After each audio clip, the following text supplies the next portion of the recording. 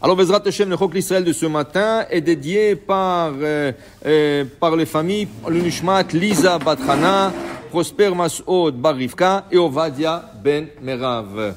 Alors, il dit ici, la Gemara de Sota, la page 17a, dit la Gemara emmène l'histoire d'Avraham Avinu. Avraham Avinu, il est parti sauver son neveu Lot. Lot a été capturé. Avraham lui a toujours promis, là où tu iras, je te suivrai.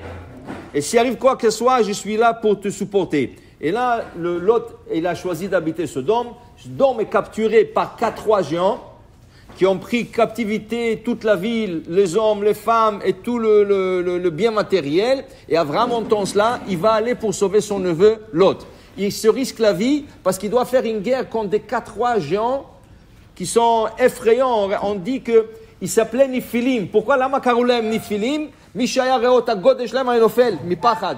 Il tremblait, il tombait, la personne. Avraham le pachad. Allah, il est parti, il a fait la guerre et il a gagné. Eux, ils jetaient des flèches. Les flèches sont tombées et lui, il jetait de la poussière. Ayam amarim avak zorekalem na asachitzim. La poussière devenait de flèches, il leur tuait. Et voilà qui ramène tout. Le roi de Sodome, de cette ville, il a été fasciné, il a été plein de respect envers Avraham Avinu. Il lui dit, s'il vous plaît, Avraham Avinu, rien que donnez-moi les hommes et prenez tout. J'ai besoin rien que l'anashim, la sotaïr mechadash, je veux faire la ville de nouveau. Mais prenez tout, prenez l'or, l'argent, tout. Avraham, dit la Gemara, il lui dit, je ne prendrai même pas une ficelle de chevaux et pas une lacet de souliers. Velotomar, pour que tu ne dis pas un jour, Ani Eshartit Avraham. Ah, tu sais pourquoi Avraham est riche? Parce que c'est moi qui lui a donné le business, c'est moi qui lui a donné tout l'argent. Non, monsieur. Si quelqu'un va dire jamais que je suis riche, ils vont savoir que c'est Hachem qui m'a donné cette richesse. Alors, il ne voulait pas donner l'opportunité au roi de Sodome de dire un jour que lui a donné l'argent, comme ça il est devenu riche. Il a dit, si je deviens riche, je sais que c'est grâce à Hachem. Ça, c'est une leçon. Il y a des gens qui disent, ah, tu sais pourquoi je suis riche? Parce que moi, avec ma tête, tu sais, j'ai fait des recherches, je savais comment investir. C'est ça. Tu es riche parce qu'Hachem voulait que tu sois riche. Tu comprends? Tu n'es pas riche. Ce n'est pas parce que quelqu'un t'a donné faire une bonne affaire ou parce que toi, tu as planifié une bonne affaire. Tu es riche parce que ça vient du ciel. La richesse, ça vient du ciel. Et quand la richesse ne vient pas du ciel, à cause de te prend tout. Par exemple, dit la Gemara, la richesse de Korach ne venait pas du ciel.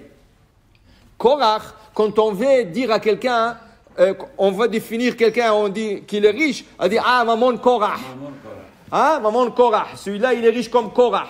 Korach, c'était une richesse colossale.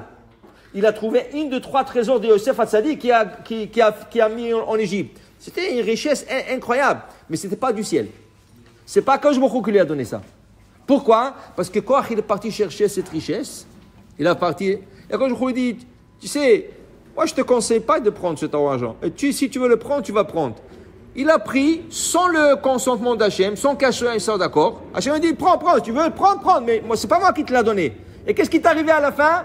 Tout est parti à la terre. Tout est parti à la terre. Parce que la Gemara dit, Loba mina shamaim. Ce n'est pas mina shamaim que tu as eu cette bénédiction. Alors ne pense pas que tu as de l'argent et tu dis c'est moi et tout ça. Si ça ne vient pas d'Hachem, tu vas tout le perdre. Tout perdre. Tu as envie?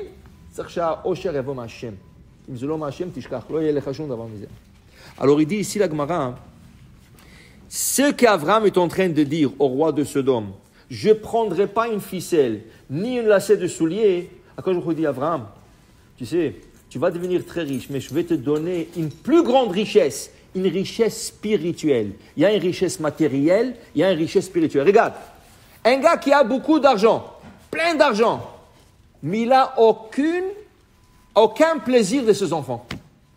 Il est pauvre. Son fils, papa, j'ai besoin d'un Lamborghini, papa, j'ai besoin d'une maison en Floride, papa, j'ai besoin de ça. Il leur donne l'argent, ils ne connaissent même pas le père. Il a de l'argent, mais il est pauvre, parce qu'il n'a pas une richesse spirituelle. La richesse spirituelle, c'est les enfants.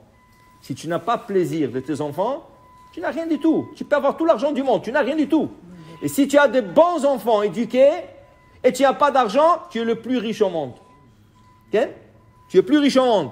Hachem vient à Abraham et dit, Abraham, tu vas devenir très riche, t'en fais pas, tu n'as pas besoin de lui. Et je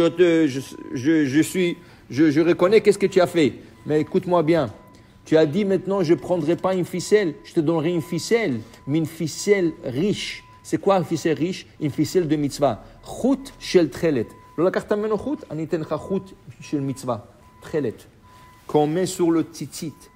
C'est de là qu'on a eu le fil bleu sur le tzitzit, grâce à Abraham. Il a dit, je ne prendrai pas une ficelle. Akadosh Baruch Hu, ani tencha chut trelet. Tu vas mettre dans le tzitzit tes enfants, tes petits-enfants jusqu'à la fin de génération. Après, et Amar, Anilo Kachmelo Sroch, Sroch Asui Mior, la lacet, à l'époque, était faite de cuir. Okay? Alors Hachem me dit, je vais te donner une mitzvah très riche. C'est quoi? Les lanières de Tephilim. Aretsuot shel Tephilim. Lo lakachta meno sroch, ani ten lecha aretsuot shel Tephilim. Et ça, c'est une richesse. Ça, c'est une richesse spirituelle. Okay? Alors dit la Gemara, grâce qu'Avraham l'oratza, zachu banav leshte mitzvot, chut shetechernet urtsua shel Tephilim. Ça veut dire que dans la vie, tu dois savoir c'est quoi une vraie richesse. La vraie richesse, c'est la richesse spirituelle. Et c'est comme ça qu'on a eu la semaine dernière. Bnei Gad ou Bnei Reuven, ils étaient au bord du Jourdain. Il fallait passer le Jourdain. Il vient chez Moshe Rabbeinu. Non, écoutez, vous savez, on a des troupeaux, יש לנו צאן, אנחנו נשאר פה, לא צריך ללכת לישראל, נשאר פה, זה טוב. Ah, ok. Vous savez, qu'est-ce qui est arrivé? Leurs enfants, à la fin, en Israël, ils disaient de leurs enfants, ils ne sont pas venus en Israël, ceux-là. Alors, peut-être qu'ils ne sont pas juifs. Après, quand il y avait le roi Nebuchadnezzar qui a exilé les Israélites, le Ham Israël, eux, ils étaient le premier à être exilés, avant ceux qu'en Israël. Alors, tout ce qu'ils disaient, on veut la richesse, on a des richesses, tout ça, à la fin, ils ont tous perdu.